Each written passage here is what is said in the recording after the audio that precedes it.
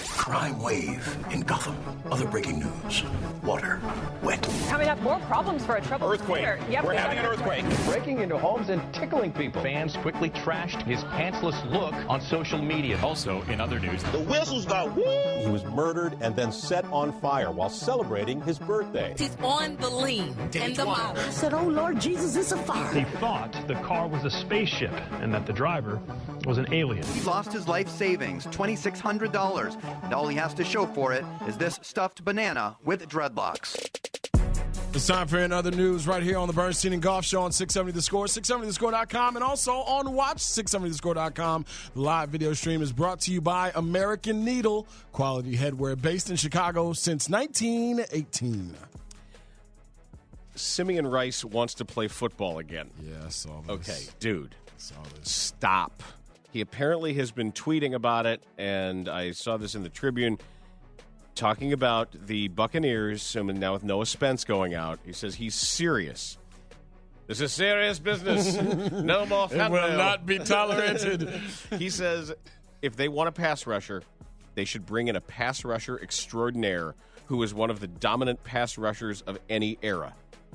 What's it going to cost? You don't have one. He's 43. He says he's serious. I don't know what he's getting out of it other than just putting his name out there a little bit. I hope that he's not suffering from any incipient dementia. But I knew he was funding some Hollywood situations in L.A., like in terms of like producing some independent movies and things like that out there. He got into that lane after his football career was over. Okay, that's with the nebulousness there means that sounds like a great way to flush a whole lot of money down the toilet. But no, somebody's in his life should tell him. You're 43. You're 43, and no. And no? Yes, what do you mean, no? And just stop. He's not asking you. He's not like, hey, Mom, you think I should play football? You're 43, and no. I don't think that should be the case. All right, so we all know how Jerry Jones feels about, well, after his conversation with Donald Trump, he changed his tune a little bit, but we know now how he feels about any protests during the anthem. He said that anybody who protested wouldn't play, but then somebody did and he played. Joel Corey, our guy who is a capologist and a former agent for CBSSports.com, said if Demontre Moore's release from the Cowboys was anthem-related and David Irving suffers the same fate, there'll be multiple waiver claims on Irving.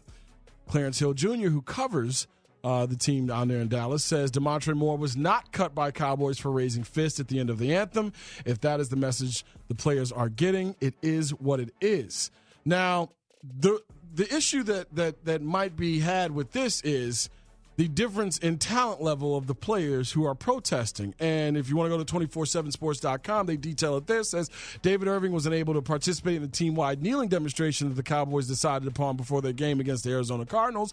And this was a couple of weeks ago, but he still wanted to do something to shine a light upon the injustices that players have tried to protest during national anthems. The trouble with that for him is that Jerry Jones made a very public edict. Any player who disrespects the flag will be benched. So Irving found a workaround. He raised his fist after the national anthem for the second consecutive week, and according to Brandon George of the Dallas Morning News, Jones was fine with that and was ultimately happy with how his Cowboys acted during the anthem. I thought our team did just what our fans would want of them on and off the field, and they won. Irving was adamant about not wanting. Which is really the most important thing. Right. Let's talk about this way we should. He didn't want to. He wanted to put it in proper context. He didn't want to disrespect the flag, especially because of his own family's history. This is from David Irving. No, my dad is a master sergeant, and I've had plenty of discussions with him about this issue. My oldest brother served in the Marines as well. I'm not going to disrespect the flag at all.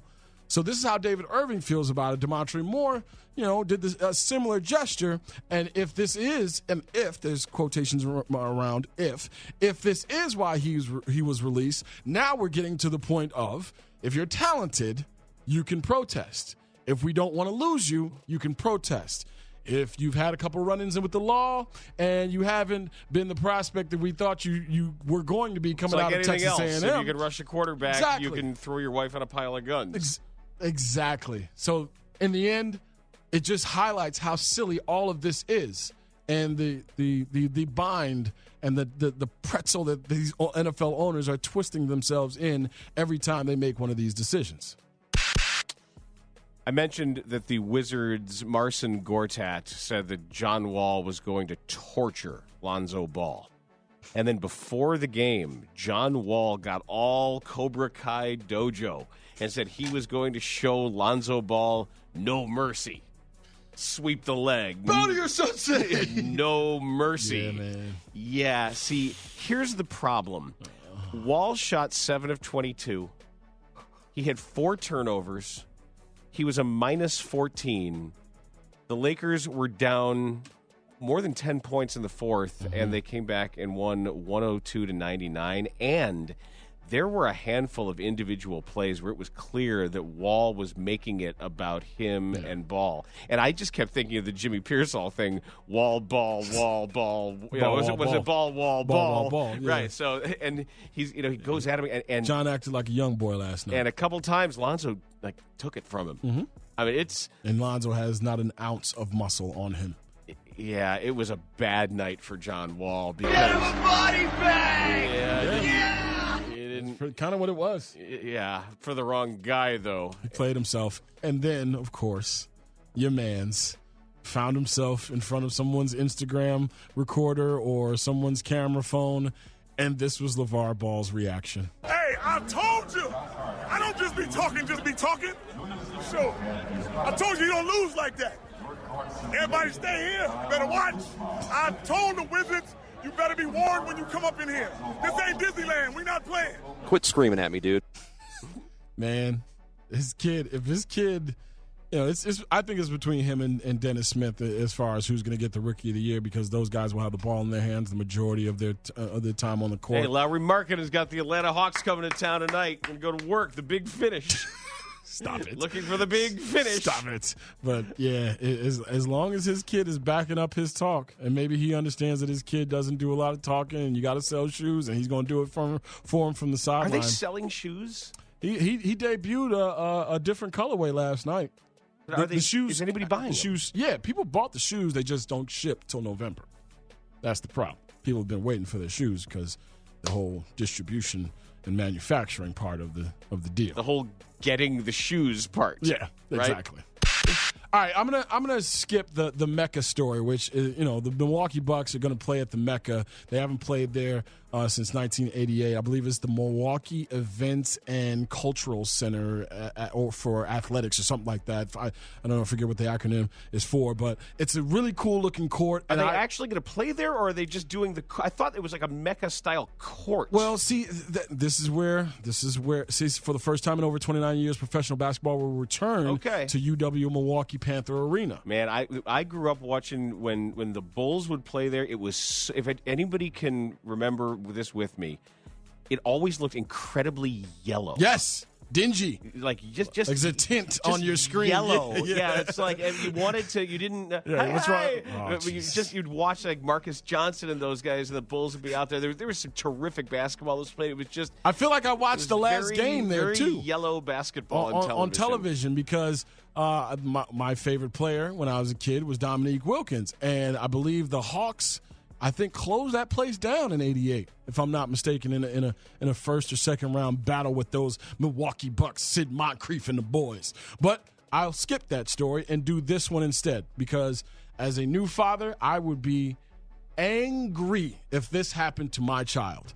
In Central Massachusetts Division III boys golf tournament on Tuesday, high school junior Emily Nash, that's right, Emily Nash, smoked the competition and won out by 4 shots. Yes, Emily is a girl who was allowed to play in the tournament, but she was denied the trophy from officials, according to the Worcester Telegram.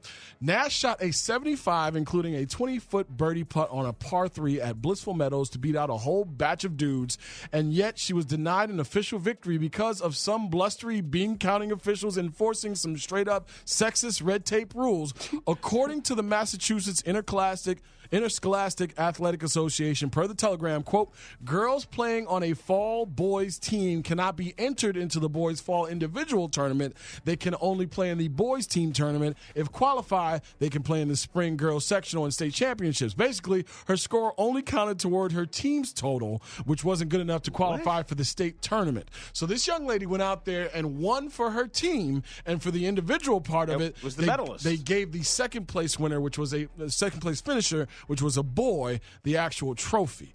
I don't know how people are still getting away with this or looking at kids and saying, yeah, you're a girl, so it doesn't count. Like in this day and age, October 25th, 2017, because that happened yesterday. Not to mention that it's golf.